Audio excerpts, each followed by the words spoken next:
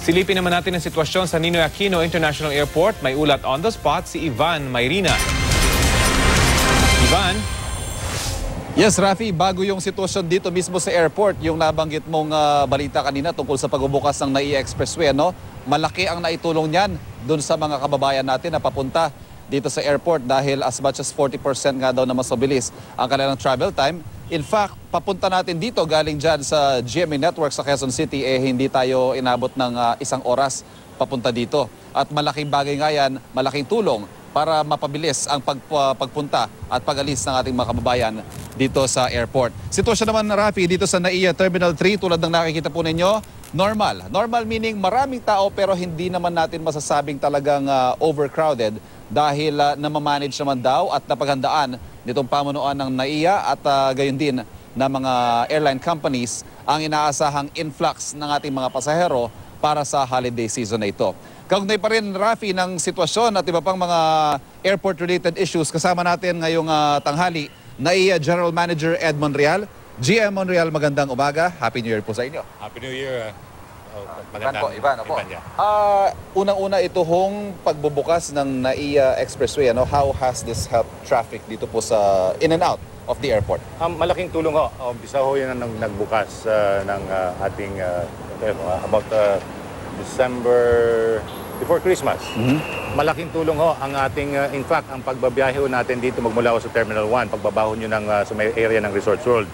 Mga 8 minutes lang ho, nandun na ho kayo sa Terminal 1 and 2. Pagpabalik naman ho, hindi na ho kayo dadaan sa ilalim, sa babaho, kasi ibabaw ho kayo dadaan, napakabilis din po. Lately, yun palabas naman po, yun ang naging problema. Bago ho ito yung pagbubukas ng expressway, medyo nagkaka-gridlock ho tayo dyan sa baba, paalis ng terminal. Na-address na ho ba ito? Tama ho yan. Malaking problema pa ho namin sa baba dahil yung influx ho ng ating mga pasahero ay especially ngayong peak season, kailangan lang ho matutukan ng ating mga kawani sa traffic, especially yung aming tauhan. Ginagawa na ho nila yan at ginagawang maayos para ho hindi magkaroon ng problema ang ating mga pasahero. Let's talk about passenger traffic, GM. Dito po sa loob, have we seen the highest sa spike ng passenger influx dito po sa NAIA o ina-expect natin na dadami pa yan? To be honest, I think the influx that we had was right after the cancellations of flights, right after nung kay Nina. Doon ho talagang medyo marami ho talaga ang mga pasahero na nag-alisan para makauwi na ho. Pero ngayon ho, we'll have an average about mga 10% lang ho on a day-to-day compared to previous month. Previous year of the same month. So, for example, that's about additional 1,000 passengers per 10,000 on a daily basis. On daily basis. Ganun po yun. Paano naman po natin hinahandle? Have we implemented certain measures para masiguro po? Halimbawa, yung pagpasok lang ho sa gate, medyo bumabara dyan Yung mga x-ray natin, etc. Those security measures. Actually, bago ho magpasko, bago itong season natin, kami nagtalaga ng kailangan ho lahat ng x-ray machines bukas. Lahat ng tao ng mga airlines, kailangan lahat ng counters ay fully manned. Pero minsan ho kasi may tendency yung mga pasahero na pag nakita yung first 2 gates, doon na ho sila bumaba.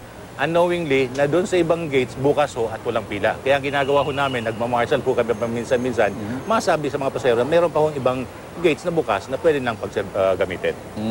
And yung security naman po sa loob, maliban po doon sa x-ray, of course, we need to secure the terminal from within. Ano ho yung ginagawa natin dito? Meron ho kami additional component na PNP na we have an arrangement with General Aplasca.